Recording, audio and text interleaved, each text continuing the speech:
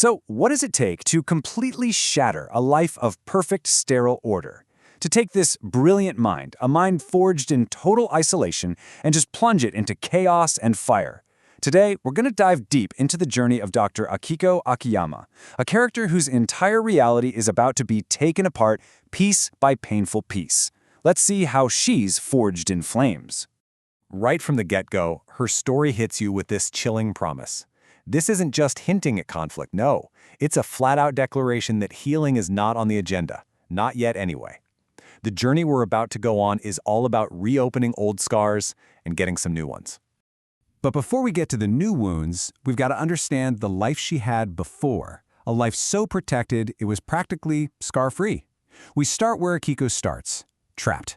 And I don't mean in a prison with bars, but in this kind of gilded cage of privilege and purpose, completely cut off from the real world below.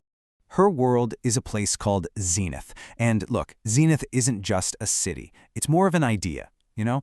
It's this sterile, floating empire of light and order, hanging high above all the grime and the chaos of the streets. This is Akiko's whole world. Safe, predictable, and, well, incredibly lonely.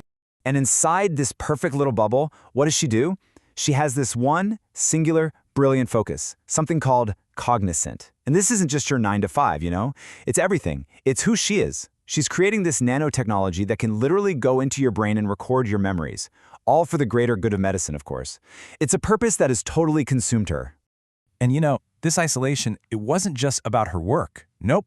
It was baked into her from the very beginning. Her parents literally taught her to be alone, to trust only herself. I mean, just think about the irony of that for a second. Here's a woman who's a genius at understanding human memory, but she has absolutely no idea how to make a real connection of her own. But you know how it is. A life that's too perfect, too straight and narrow, it just can't last. Something's got to give. And for Akiko, a force is coming that's not just going to disrupt her world, it's going to set the whole thing on fire. So what does it take? I mean, really, what kind of force can just crash through all those years of conditioning of being alone? Well, the answer isn't a what, it's a who. And that's when Maya walks in. She's this enigmatic, alluring woman from that dystopian underworld, the world down below. And she is the polar opposite of Akiko in every single way. Chaotic, dangerous, and just so intensely alive. She's described as both fire and ice, a total living paradox.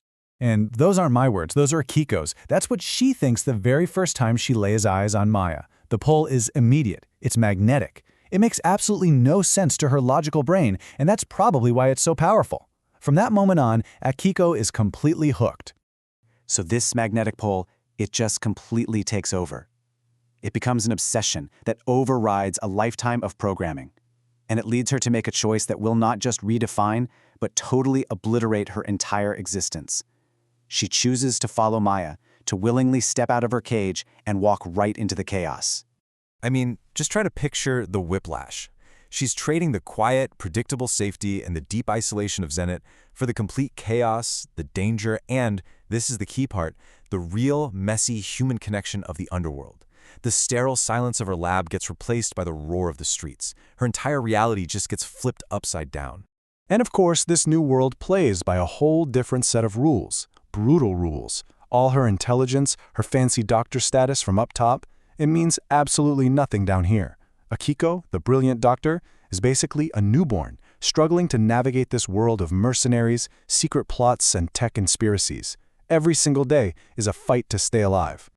But, you know, this journey isn't just about surviving day to day. It's about confronting the deepest parts of herself and of the world around her. This is where Akiko truly starts to feel for the first time. And, well, where she's about to face some unimaginable pain. So, as you'd expect, Akiko and Maya get closer, and a bond forms that's deeper than anything Akiko has ever experienced. But right as that connection starts to feel real, a new threat pops up.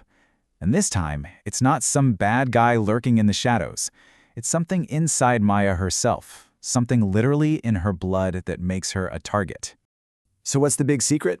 Turns out Maya has ORH null blood. Now, you might have heard of rare blood types, but this is the rarest on the entire planet. They sometimes call it golden blood. And in this messed up future, that makes her incredibly valuable and a huge vulnerable target. All of a sudden, this isn't just a love story anymore. It's a matter of life and death. And then, the worst happens. Maya is killed. The chapter is titled Eight of Cups, which, if you know anything about tarot cards, is all about walking away, abandonment, and loss. For Akiko, it's just grief. It is emptiness, a massive void where this fire and ice woman used to be. But you have to wonder, right? Was this just a random act of violence in a dangerous world? Or was something way more sinister going on? I mean, who would be cruel enough to orchestrate this specific, targeted agony just for Akiko? And this is the gut punch. The final, devastating twist. The person behind it all, the architect of her pain, it was her own father. The very man who taught her to be alone, to trust no one. He set up the entire tragedy. Her life, her love, her loss. It was all just one sick experiment. This isn't just a betrayal. It's the complete demolition of her past. So, after a betrayal that deep, after a loss that profound, what's even left? You don't just heal from a fire like that, you are remade by it. This is the price of her survival. First, every single illusion she ever had about her life, her family, her purpose, it all has to be shattered. Gone. Then, she has to actually face that raw trauma head-on, and only then, when she's sitting in the absolute ashes of her former self, can she even begin to think about rebuilding. In the end, the woman who emerges is not the same person who went in. Not even close. The doctor from the sterile cage is gone. In her place is a survivor, scarred, hardened, yes, but also with a capacity for connection and resilience she never knew she had. The fire didn't just destroy her, it reforged her. And that really leaves us with something to think about, doesn't it?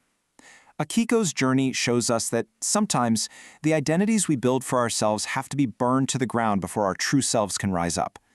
It makes you ask a question we can all think about. When you survive the fire, who do you become?